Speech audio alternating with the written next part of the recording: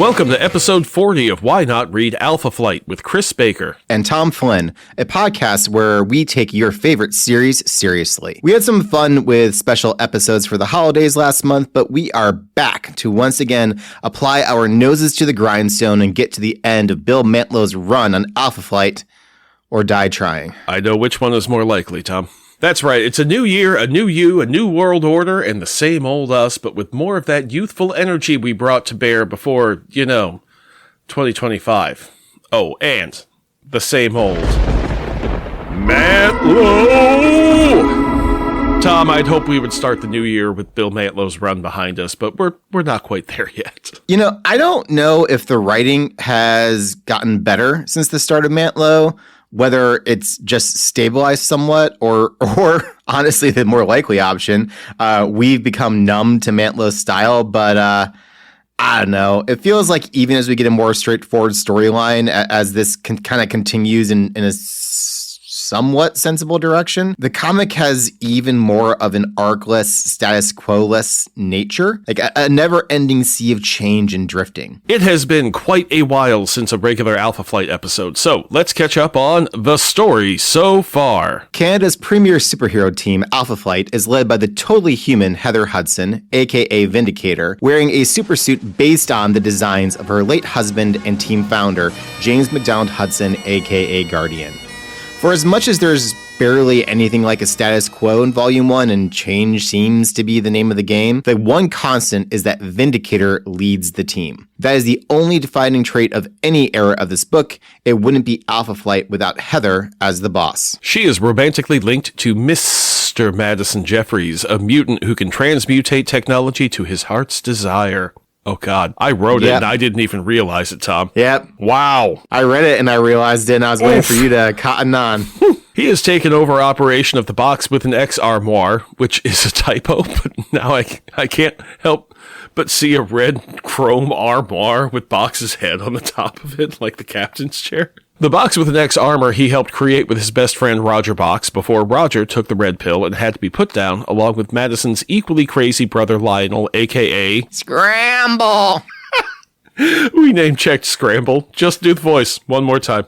I really like that voice. Rounding out the main team is Alpha Flight regular Sasquatch, a.k.a. Secret Agent Linebacker Superhero Dr. Wanda Lankowski, who has, in her own words, given more workouts to more bodies than Jane Fonda. And I'll let you, the listener, figure out how it was meant. This is the first time you've given Wanda the full Walt title. I mean, Wanda is Walt in a different body, right? So all those things still apply. Now that I think about it, I think the linebacker credit is the one I find most interesting. Imagine Wanda getting together with the Packers offensive line for beers and Wanda walks in. That's actually pretty fantastic. I love that idea. Wanda taking over the role of the secret agent thing as a femme fatale has some seriously interesting possibilities, though. I don't know if her experience as the male secret agent would make her amazing at the job or utterly terrible, like when Karen Gillan tries to be seductive in the Jumanji movie and looks like all her joints came from a spare parts bucket. I've never seen that movie, but that description makes me want to see it a bit more. It is perfectly fine despite the presence of Kevin Hart. Yeah, that's kind of what I took from it. It would be 20% better if he was not in it. Sorry, folks. This podcast has a hard anti-Kevin Hart movies. Kevin Hart as a dude seems to be totally awesome. Great. Absolutely great. I'm sorry. I saw a clip on Instagram. I was just covering my ass. You know what? This podcast is neutral on Kevin Hart because we're going to check in with Roxanne Legal and find out how we feel about Kevin Hart. And we're going to get back to you, folks. As always, I'm sure Roxanne has some very strong opinions on celebrities and their going-ons and what they have or haven't done for Roxanne. Did you see they hired Kid Rock to do a Kid Roxanne concert? Oh, he double face palmed. I have never been angrier about a bit.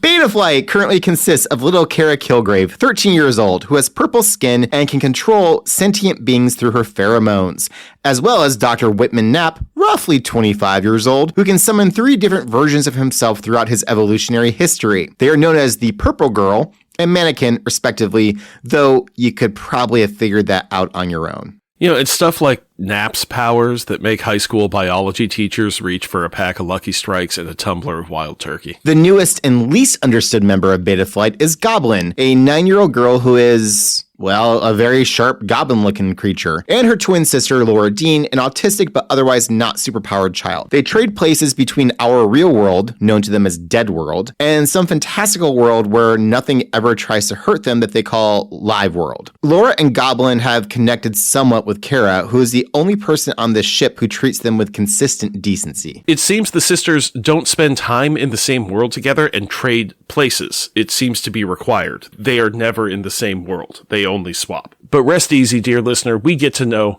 so much more about Goblin this episode. And next episode. Is she 9? Yeah, that's what I think it vacillated. I think they said both 8 and 9. But yeah, this is little kid. I have a 9-year-old. I mean, Kara's, 13? I mean, it's their woof. Yeah, I don't think Bill spent much time around children. Now I'm thinking about Louise Simonson's Alpha Flight.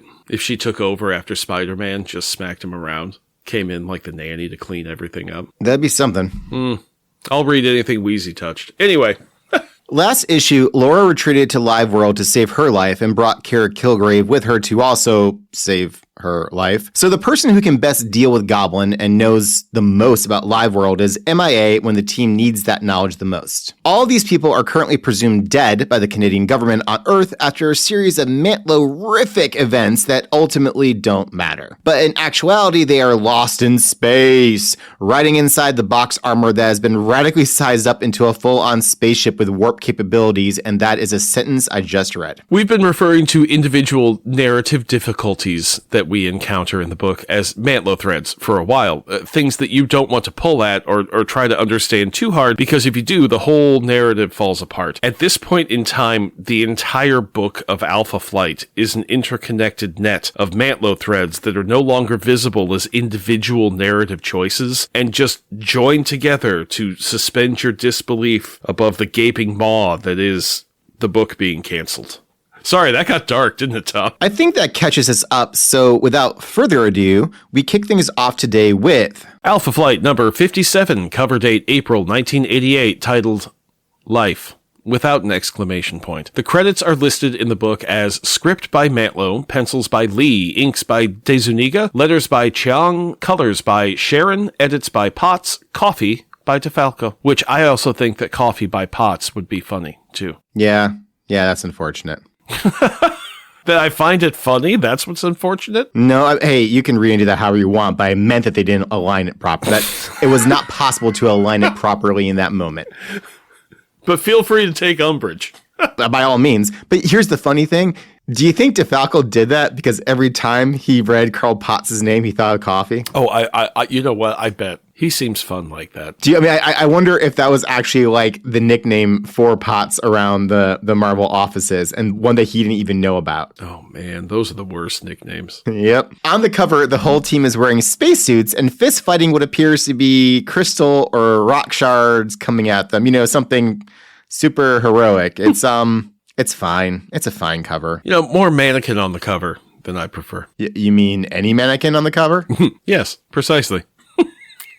That joke was written without attributing either line to either of us, and because we can both say it in good faith, because fuck that guy. There's also no purple on the cover other than Kara's skin. We're moving into a new era, people. Kara here looks a lot like what Jim Lee will draw Jubilee like over in Uncanny X-Men. Her hair has changed. She doesn't have like the same big spiky punk haircut as she called it. And it's much more streamlined down into I'm looking at a page here. She looks like Jubilee, except in a blue jacket. Yeah, now that you've said it, I can't unsee it. But also, I kind of want to talk about how Kara is drawn in general in these issues because I have some thoughts. But we'll save that for the end. Splash page open of a really cool shot of Box spaceship coming out of warp over a planet saying, "Get set for a touchdown." To be clear, the spaceship is saying that because the spaceship is Madison Jeffries. We established last issue that means there is a giant metal brain running the ship, but also a standard box head on top of the captain's chair that Heather sits in. It's weird. Okay, the old Walt would have made a football joke about how many touchdowns he's actually seen.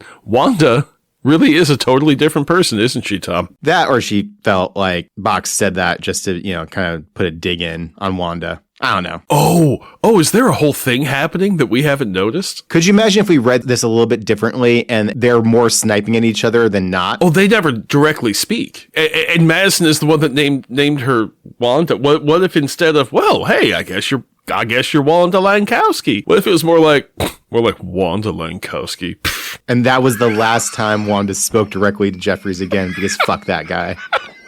And now she's got the nickname. Well, I guess they told her about the nickname, but she's got the nickname nobody wants, Wow. Oh, that got dark, Tom. The whole first act of this book is wasted on a prolonged crash landing on a dead planet to refuel the ship. Then Mannequin demands the nonverbal Goblin tell him where Kara is, unleashes his other selves to attack Goblin, and Heather takes his side and starts blasting away at the 9-year-old mutant. Madison phases out of the spaceship and into the waiting armor and breaks up the fight, saying, "Check it out, leader lady. You don't want Alphans fighting among themselves, but the only one you aimed your plasma bursts at was Goblin. It's been clear from the start you don't like having her here." Heather replies, "She's an animal."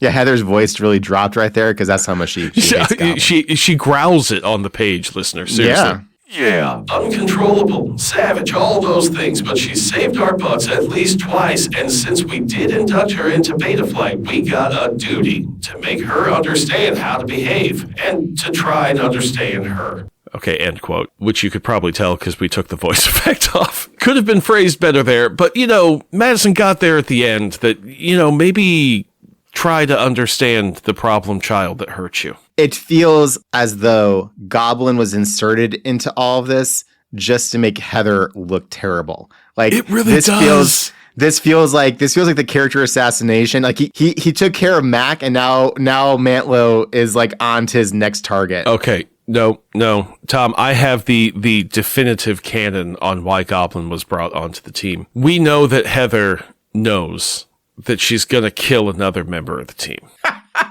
She knows this already. She has decided this on the flight home with her mournful look out the window. So when the opportunity came to bring somebody onto Beta Flight that she honestly doesn't like, she's just stocking the larder, Tom. That's what it is. Look, I'm just going to point out that I was accusing Mantlo of some serious character assassination here, and you took that and turned her into fucking Dexter, like lining up the victims. The thing is, you're not totally wrong.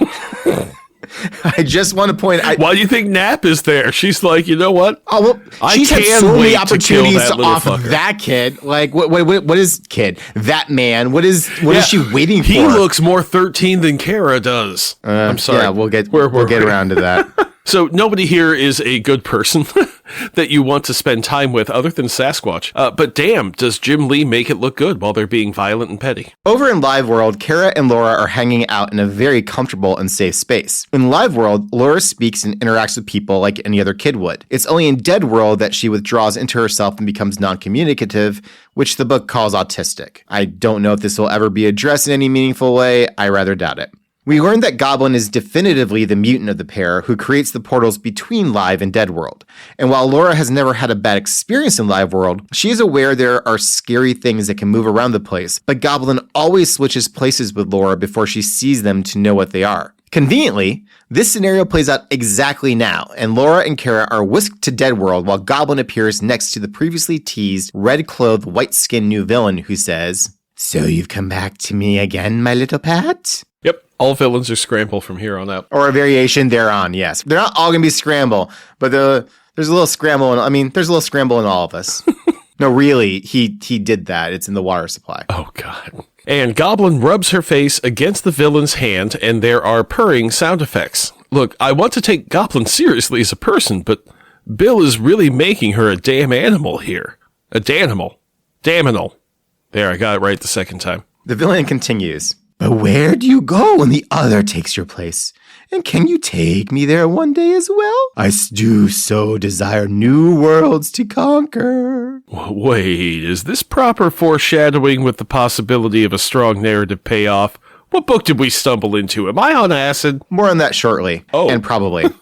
Back in our world, dead world, like a doll's world, Madison and Sasquatch see a big ol' alien planet storm coming. So Madison transmutates some giant screws to hold the ship to the bedrock and mine mineral resources Madison can then convert into mass and then into energy to get them home. There's a very dramatic prep for them to lift off for the journey home, complete with countdown, everyone's strapped into their seats, only for the ship to not move when they hit zero. Nice bit of comedic timing that is, again, sold by Lee's art. Quibble. All of Mannequin's other selves get individual seats and seat belts. And they're trying to launch out of the gravity well of a planet. From a mass or weight or whatever standpoint, wouldn't you want to just carry Whitman's skinny ass instead of him and three other, and I'm using the term loosely here, dudes? I think it's just to help flesh out the countdown sequence with more faces, but also, that said, that you would point to something like this as a quibble indicates what's been done to us. Yeah, it's... I've been praising Lee's art throughout this book, but in this countdown panel of Sasquatch, she has walleyes like a fish, and it's distracting. So, there. It is. It is very distracting. Speaking of, Sasquatch pulls up her biochemical knowledge and deduces that the ship is being held in place by the now living crystal of the planet. When the box ship entered the atmosphere and concatenated lightning into the primordial crystal soup of the planet, Alpha Flight unintentionally created life that, within a matter of hours, is organized enough to lash out at them for the curse of existence. I also just want to point out that Mantlo could never use a word like concatenated. Well played, Chris. Maybe sometime I'll put in tintinibulation. Great. Looking forward to it. Blah, blah, blah. The team tries to kill their oops baby, and it's only through Goblin's efforts to make friends with the crystal that the team learns that maybe murder isn't the only move. Heather says, but Goblin's nothing but an unthinking animal. Stomping her foot like an 8-year-old. And Kara replies, just like the crystals were nothing but unthinking rocks. Box puts a ribbon on the whole lesson saying, It's like Sasquatch said, there are lots of different kinds of life forms. We can't expect them to be like us or act like us, but especially when we're partially responsible for creating something, we have a responsibility to try and understand it. Prompting Heather to say, I'll try, Goblin. I promise. I think this is the third time Heather has tried to kill Goblin, then told her she would try not to treat her like a damn animal anymore. Damn it. That's a hard word to say. Well, especially if you've ever bought the Danimal yogurts. Well, there's that. And unfortunately, I've known people with that nickname. Oh, that's unfortunate. Okay, yeah, we yada this issue, okay? This was an interesting idea for a story, but it was buried under a bunch of other less interesting stuff. There's like 3 pages of Alpha Flight dealing with accidentally creating life and coming to terms with that, but like 12 pages of inter-team interactions that are just reinforcing where the characters are now and not moving them forward. If you've got a book built on the idea of an ever-shifting status quo, you can't keep dipping into the same interpersonal dynamic well either. Wanda has shown growth, and this book focused on everyone other than her. Nap clearly has no direction. His powers aren't used in any... Mantlo thread, abort! The book ends with the team realizing Goblin hasn't brought Laura back despite the danger being past. What could be keeping her in Live World? Our new villain, fully revealed yet still unnamed, is looking at a hollow image of Laura and saying, I don't believe I shall allow anyone to leave Live World unless I can. We had previously seen the white skin, green hair, and red motif of the villain's outfit. We now see it is kind of a bodysuit with a deep plunge in the middle, red with black Simonson-y design lines on it, with green knee-high boots and a billow cape and a red horned headdress like Loki wears. Who is she? What's her deal? Let's find out more in... Alpha Flight number 58, titled Live World. Cover date, May 1988. Scripts by Mantlo. Pencils by Lee, inks by Milgram, letters by Chong, colors by Sharon, edits by Lada, assists by McLaurin, and DeFalco lives, which I think kind of works better on the page than out loud. Yeah, because like the title is under there, and it's weird. And you know, it's not DeFalco's fault, but every time I see his name, I think of Star Fox. Like it's just a thing in my own head. That is. It's not your fault. Yeah. It's not my fault. The cover seems to be an outdoor scene dominated by a red and black sky that is also our new villain. Box, Sass, Kara, and Nap are all running away from the villain, and Box is carrying what appears to be an unconscious Vindicator. The villain is a compelling shot, but the rest it's fine. The book opens with a shot of the Box ship exterior and the now familiar rainbow warp effect, and the text balloon... Space, the final frontier. That one felt good. Obligatory exposition occurs, ending with Sasquatch deciding to go looking for the memory of the course home stored inside the Box ship central processing unit, and then hooking bits of machinery up to Box's navigation system to feed in the coordinates. To be fair, there's not a lot else to do on the Box ship, I assume. Sasquatch says, "A little brain salad surgery, and maybe we can unlock those memories." Kara says, What if you screw up? Well, I'd rather have a bottle in front of me than a frontal lobotomy. It seems Bill has remembered that Sasquatch is a scientist as well as a secret agent, a linebacker, a superhero, and a woman. a hard-boiled noir detective story starring Wanda as both femme fatale and heavy would be wild. Pair her and Madrox. Whoever they're going after is going to get the most surprising beatdown of their life. This is the third best idea we've ever had. No, we had a better one before the episode, so this gets bumped to fourth. Yeah, that was a really good one. It was a doozy. I do also appreciate that Mantlo is remembering that not only is Wanda a scientist, but she's also known for stepping way out of her lane to do all sorts of crazy experiments and mess with fields of study that technically she's not really an expert in. Thinking back to when she altered Aurora's biology, when own biology, when she and Box managed to fish for the Hulk, like all sorts of things. When Walt went out into the wilderness to trigger the gamma bomb that turned him into Sasquatch, and he said that he was notified the Canadian government about his research in following all the rules. Now I'm wondering, did he just hit send on an email right before he hit the gamma button? He was like, I have technically complied with all the laws. Hey, Canadian government, I'm about to set off a gamma bomb, and here's all the research just in case I die. Boom. That sounds right. Look, he's accomplishing two very important things, right? He's giving warning, whether it's fair warning, debatable, but he's giving warning, he's complying, but he's also not asking for permission. Yeah. And that's very critical in that situation. Nor is he asking for forgiveness. Nope. Well, I mean, shit, he's setting off a gamma bomb. Like, there's going to be a decision one way or the other as to how this works out. Just to remember that when Alpha Flight left Earth, they left behind what has to be the dirtiest nuclear site, on Earth. Because, of all people, Madison Jeffries conceived of how to do that. You say that just because of it's Jeffries. Like, your classism is just unbelievable. This isn't classism, Tom. It's one thing to construct a robot dinosaur. That's totally doable. Okay? But constantly changing Mantlo thread, abort. With both flights involved in this silly 80s technology project, the scene shifts to Dead World, where Laura Dean is having the worst day imaginable. The environment itself seems to be attacking and harrying her into the grasp of our new villain, who introduces herself to Laura as Dream Queen, Mistress of Live World. Okay, we're doing this. Yep. Let's do it. Yeah, it gets worse. She has allowed Goblin and Laura to play in Live World for apparently years, until now. We have so far described it vaguely as a fantastical place because it seems to change and be different all the time. It seems to have nice grass and trees and pretty butterflies, all living on these big floating rock islands like in Avatar. Or so the script says. I've never seen any of them. Anyway, they're probably best thought of as Chekhov's rock islands, if you know what I mean. This made me curious, and I now know that there is a Chekhov's gun store in Kansas City, Missouri. There's probably more. Okay. A, of course there is. But B, that is low-key a great name for a gun store.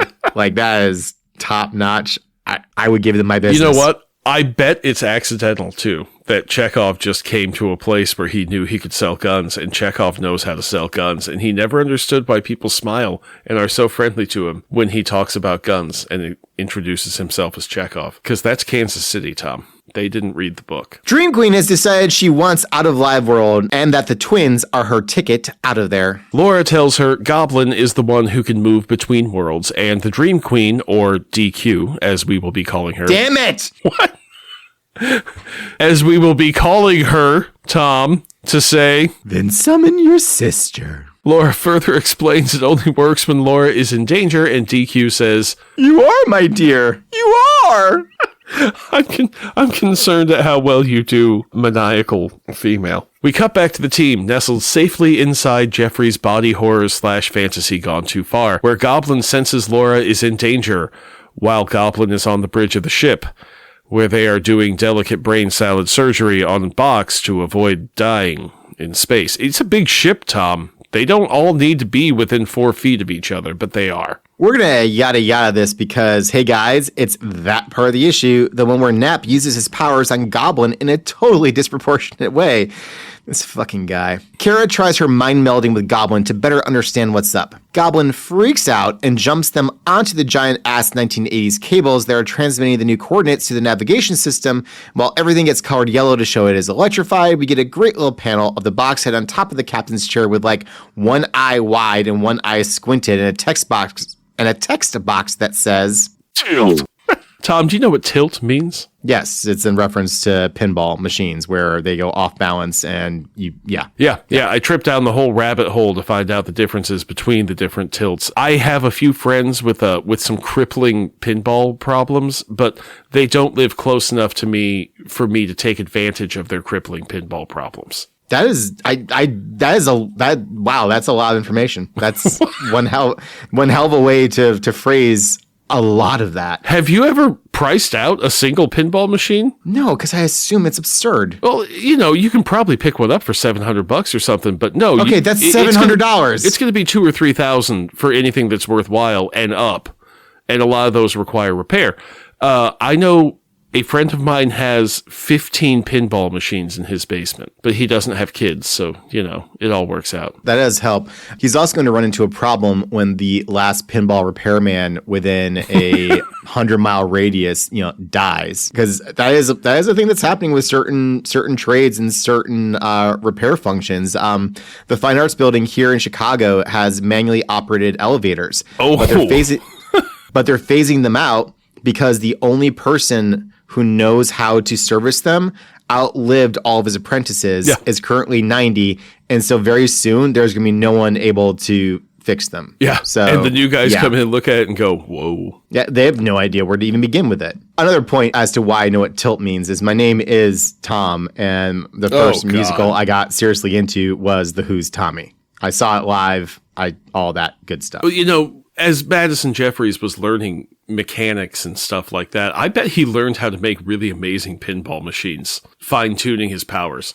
Also, given the time period in which he came up, I'm also quite certain Madison did some acid while fucking around with his powers and made some things that even he couldn't figure out the next day, once he came off the trip. He might not be able to figure out what it was, but he certainly knew what he used it for. Okay, I hate this conversation now. Anyway, this is a really appropriate thing for Box to say here. So all this hoodoo that they do so very well ends up with the Box ship taking the teens to Live World somehow to save little Laura Dean, 9 years old, which I can't even be mad about, seeing as how Box is a damn starship now. Like, I don't even know why I'm getting saucy about them getting to Live World through the ship. Box is a ship. Box in a split second turned himself into a freaking starship and then converted mass into energy and entered warp speed. Which means that Live World is not a place that's it's not a different dimension. It's a planet. Or maybe it is. Hey. Physical laws don't apply. It could totally be a different dimension. And now the Box ship is a plane walker. Malo thread, abort. This is where we abort. As a parent, I want to reiterate that I would trust exactly none of these people with any of my children, including the 20-year-old. The 20-year-old would pull a Spider-Man or Marina on this team and nope the fuck out. Didn't you say we had some more Marina we would cover this episode? You know the answer to that, Tom. 5 minutes, Sturkis. So it seems that when Goblin interacted with the electricity of the navigation navigation circuits that everyone was conveniently touching, that electricity pulled them all into the mind merge that Kara was doing on Goblin to try to communicate with her. And so they all got mind merged, and it zapped what Goblin was thinking into Box, and they zippied on out of there. But it knocked everybody out, including Box. So now it's just Vindicator. And the ship is entering the realm of Chekhov's Rock Islands. Chekhov Rock Islands. There's an Iowa joke, but I can't make it. Seeing no alternative, Heather blasts a hole in the ship to get outside to try and navigate it with her EM blasts. She says, Chekhov's Rock Islands is my post-emo punk instrumental band. No. Chekhov's Rock Island is my heavy hardcore Augustana cover band. There's my Iowa joke. Fuck yeah! Sorry, everybody. You didn't need to see that. She says, Jeffries, I know this is going to hurt you, lover, but I don't have any choice. I'm sorry. In the narration box that says, have you ever heard a starship scream? With a big, yeah! And that's a nice throwback to how we started this silly space adventure with have you ever heard a starship scream? Box is not having fun. Or is he? Every time we see that screaming Box thing, it sounds in my head a bit like the clip from Baba O'Reilly that would kick off CSI episodes, that Roger Daltrey scream. I had a roommate in college who believed the song Baba O'Reilly brought him good luck. And he was a cross-country runner, and he went away for the weekend and believed that it was good luck to leave the song Baba O'Reilly playing on repeat. And he locked his door, and I could not get in. I could not turn off the song for 2 days. And I heard Baba O'Reilly for 2 days, Tom. I was in that room more than I was in my own room. I'm well aware of what was going on. Although I will say that weekend, I kind of found reasons not to hang out. I think that was during the 2000 election recount. Ew. Sorry, trip down memory lane there, but that's what happens when Tom brings up Bob O'Reilly. I get 1,000-yard stare, and like Hueys start flying in my head. There are explosions. A couple of things clearly established in this issue. The first is that Kara's mind merge ability. Now, okay, I had said that this was limited to Goblin, but Tom helped me to reread the page and pointed out that Kara's dad had this pheromone thing that he could control people around him. Kara has that, but she can also do this mind merge thing that seems to require touching. Did you get that, Tom? So far, that's what it appears to be, that she has to be in physical contact with the other person in order to accomplish it. Okay, so it's not like a telepathy through pheromones thing. I mean, it's Mantlo. Who knows? Yeah, it's rather unclear. But as far as I can remember, and I believe she was in physical contact with the crystal being that they were dealing with in the last issue when she touched its brain or its mind, which almost killed her because it's such an alien mind. Oh, she's 13. She's really not prepared for this stuff. All sorts of. I mean, she's not prepared for any of it. But yeah, it seems to require physical contact. The second thing established is that Madison definitely feels pain when phased inside of stuff. Because Goblin broke out of the thing and it caused him pain and he phased out. When Goblin ripped its way out. Yeah, but Roger didn't seem to feel it that way. Or maybe he did, because remember, he got punched through by the Hulk and he was all shocked out. We've talked about this before in that when Jeffries has been in pain, it's caused the armor or whatever form he's in to struggle to have issues. But when Roger spent, I don't know, a year with the Bends, it wasn't like the box armor. It was like 4 issues. It just felt like a year. It felt like a year. It really did. It wasn't like the box armor was bent over, in a fetal position screaming. Well, but that's a physical ailment in his physical body that has been merged into the metal. What we're seeing is that when the metal is damaged, it apparently injures the user. And remember when Roger got punched through, that was, I think, technically a version of box armor ago. So maybe we can just chalk this up to Madison is magic. I think that's a reasonable point, especially with regards to the physical damage being to the human body that's then merged with the robot as opposed to the robot taking damage. I can live with that. It does raise a question in my head, though, which is at the end of his life, can Madison Jeffries merge with a piece of technology and live forever so long as that technology is upkept? Yeah. Can he dodge death from old age or disease by linking up with phasing into something else? I bet his aging pauses when he is merged with metal. Like Yeah. Emma Frost's aging pauses when she's diamond. So when it's not necessary, she diamonds up because she doesn't age. Well, because they're no longer undergoing a normal human, like, physiological process. I bet the same thing works for Colossus. Jesus Christ, is Madison Jeffries powerful. Was it the Hickman Fantastic Four where he said that, like, okay, so the Thing canonically gets like 1 day a year where he becomes human, and that's the only day that he ages. So he ages 1 year in 365 years, and they go forward to when old man Ben is going to have his, like, last human day.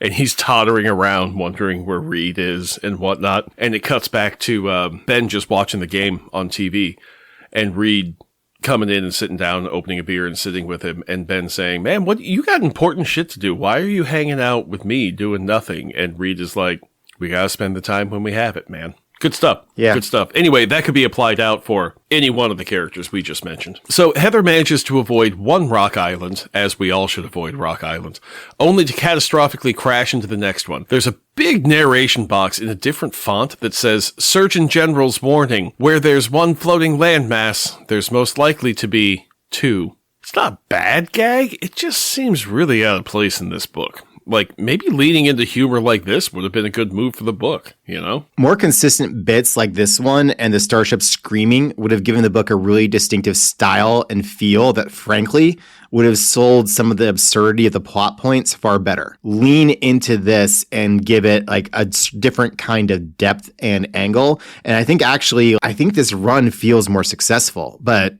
yeah, we didn't get that. Out of the bushes around the wreck emerges Goblin, unharmed and howling as she runs off to get to her sister. The rest of our heroes pull themselves together and realize Madison and Heather aren't among them when suddenly the box ship explodes, and out of the pieces, a regular-sized box armor assembles itself like the Iron Giant, saying, That was the worst trip I've ever been on.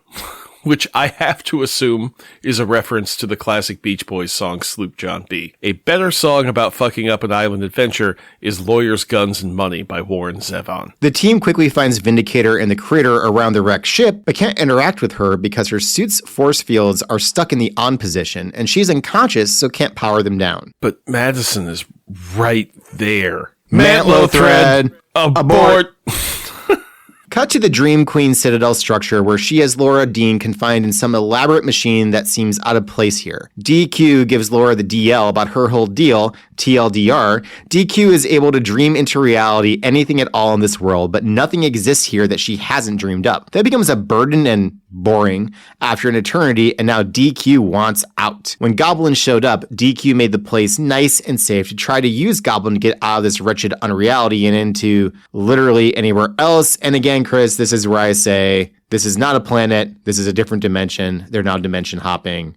Booyah. Got you all in check. Since Laura needs to be in danger to get Goblin to come, DQ conjures up some bad dreams to scare the shit out of Laura. Enemy. Tom, can you describe these guys for the listeners? Right. So the Dream Queen brings out or creates these bizarre, really creepy looking, almost demonic beings. One is purple in its body and has this tattered loincloth. The other is pink with wings, but has schoolgirl stockings and Mary Jane's on and metal clawed arms. And they both have these yellow faces that look like dolls or exaggerated masks. Think of some of the masks from the opening to The Dark Knight, like that sort of a look where it's supposed to be human, but it's clearly distorted.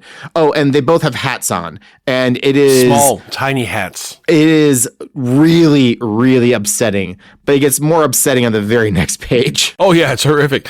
So DQ pulls off the masks and reveals these monsters have the heads of Laura's own parents talking about wanting to find the freaky mutant sister. Laura stands firm, but in that same moment, Goblin bursts in and kills the dream parent constructs with narration box that say, they tried to kill her before she was born because she was a mutant. Now she returns the favor to the creatures with their faces. Yeah, the script just says unpack that a bit, but boy, I don't know how much unpacking there is to do there, Tom. That's pretty straightforward. It's a pretty one-to-one sort of deal. Boy, here. Just in case you forgot, their parents were bigoted pieces of shit that really, wow. I mean, there are some bad mutant parents in comics, Tom, but I think Mantlo has efficiently painted the Deans as the worst. And just completely sidebar, I've had to correct a lot of instances of me typing Laura Dern into the script. She could play the Dream Queen well. Huh. Goblin chooses to bite the Dream Queen's hand instead of show her the way out of Live World, and we end the issue set up for a final confrontation between DQ's Dream Warriors and the combined might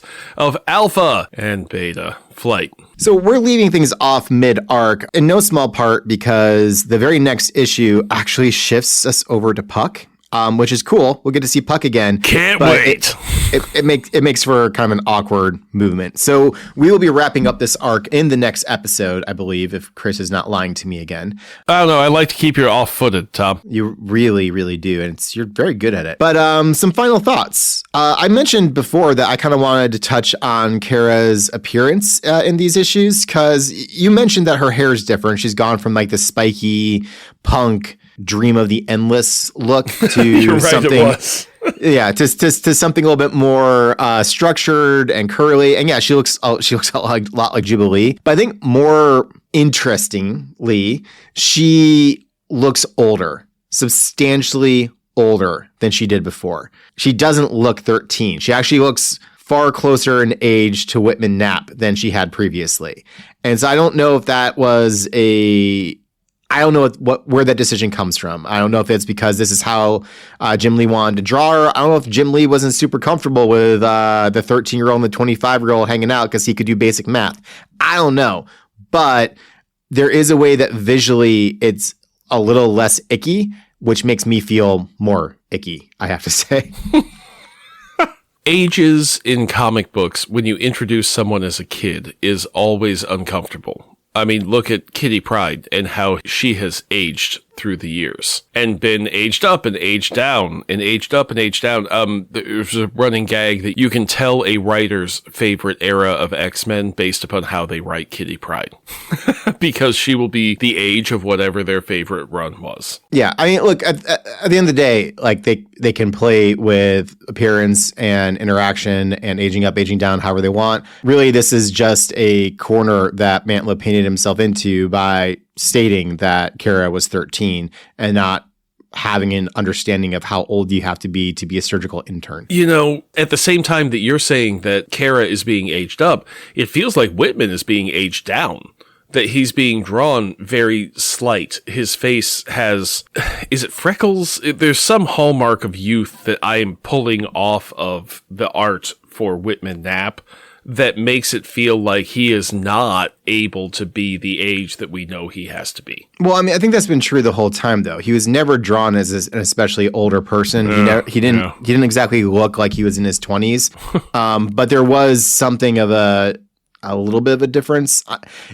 Look, we've gone over how wrong this whole situation is before. I just wanted to highlight the fact that she now looks closer in age, and maybe saying closer in age is the wrong way of putting it. Kara Kilgrave no longer looks 13 years old. My final note is that I really resent how little attention was paid to the actual plot of the first issue, where Alpha Flight accidentally created life on a planet that did not exist before they stumbled their way in there looking to take what they wanted. It's an accidental pregnancy story. It's essentially a Frankenstein story that Bill told in like 2.5 pages and didn't actually tell the story and just set it down there and lit it on fire and said, no, you can't tell this story. You know what I mean? I resent that there was nothing really played with in this. There was nothing learned. It was a thing that happened. I fully agree with your resentment. I agree with your points about how it was an interesting idea that wasn't really dealt with in any meaningful way. It was just sort of there. I will dispute your connection to Frankenstein. Frankenstein is not an accidental pregnancy. Frankenstein is about not being a parent, not living with consequences. That's what Frankenstein's about. He set out to create life. That was not an accident. He set out to do the things that you would need to do in order to create life, but I don't think he was thinking about it as creating life. He was thinking about it as doing the things needed to create life and not thinking about what would happen if he actually pulled that off. half of that is probably accurate. Hey, listeners, welcome back to 1999 when Tom and I met each other in literature class where we had to read Frankenstein. We've been having this argument for 27 years. He was absolutely not prepared to deal with the consequences of it, but he was absolutely attempting to create life. He wasn't even just trying to like go through like, well, how if I did this? He was trying to create life. He was trying to circumvent the natural order. He was not, however, prepared to deal with whatever the consequences of his actions were. Sure. Which totally to me fine. says he was not actually trying to create life, because if he was trying to create life, he would have made these plants and he would have understood that once he succeeded, this would be the case and he would have Victor to Frankenstein deal with it. Victor Frankenstein is a fuck up. I agree. But that's the thing. He was a genius fuck up who made all sorts of plans, planned constantly, but was maniacally focused on one thing and thus not thinking about anything else. So you cannot ascribe to him this idea of like, well, he would totally have figured. No, of course he wouldn't have. That was not his point. Like, if he was thinking that way, he would have been collecting fucking dead body parts. He would have found a different way to do it. He doesn't want to cure cancer. No. He wants to make people into dinosaurs, maniacally focused on his one thing. That's a Sauron joke from a Spider-Man issue. It's very funny. It is a pretty good joke. It's also a pretty good description of most of the tech elite right now. My final thought is, right before blasting her way out of the box ship, Heather apologizes to Jeffries, but she calls him Jeffries and she calls him lover in the same sentence. And I don't recall ever having a lover who referred to me by my last name, nor do I recall having a lover who referred to the situation as lover. Yeah, that was awkward, but that's also why I said that maybe Jeffries liked it. And maybe that's just the scenario that he prefers. Like, he wants both the last name for He grew up without a dad, so there is no Mr. Jeffries in his life, and he is just being the change he wants to be in the world. He is Mr. Jeffries. I thought it was more that he wanted the sort of the impersonality of Jeffries being said to him, but with a little bit of a twist and confusion from lover, and then he wanted the pain. That was unnecessarily specific, Tom. And everyone is wondering about your browser history right now. With discussions of my browser history put to bed, Why Not Read Alpha Flight is brought to you by listeners like you who subscribe to our Patreon, and by the Excelsior Embroidery Company, turning thread into thunder where every piece is stitched with style, sarcasm, and just a dash of superhuman flair. This week, we're featuring a set of paired patches of North Star and Aurora. They show the hip detail of their classic black and white costume. You really gotta check these out. You can see these and 100 more designs at excelsiorembroidery.etsy.com, where listeners of Why Not can use the coupon code WN, and as in Nancy, 503 to get 50% off when you order any 3 items from the Etsy store. When company's coming over, bring out the good towels. Excelsior. Why Not Read Alpha Flight with Chris and Tom is recorded in Chicago, Illinois, and deep beneath stately Baker Manor in a fashionable neighborhood outside of St. Louis. It is written by Chris Baker, edited by Tom Flynn, with additional cat noises courtesy of Teeny, who is no longer going to be credited as the Chonky Calico because Teeny has dropped her weight from 15.5 pounds to 11.5 pounds, and we're all very proud of her. Automatic feeders really work. Anyway, she's now Teeny the Noisy Calico. And featuring Tom's age-appropriate daughter. Our theme song is "Oh Canada" by Five Iron Frenzy. New episodes are released every second and fourth Monday of the month at www.thewhynotpod.com and wherever you get your podcasts, where ratings and reviews are always welcome as a way to help our community grow. And we love hearing from our community. You can reach us on Blue Sky, Instagram, and by email at whynotehpod@gmail.com. We will be back in your ears on Monday, January 26th. And Chris, will Marina be making that long-awaited reappearance? Look, I'm tired of telling you, Tom. 5 minutes, Turkish, okay? See you next time, folks.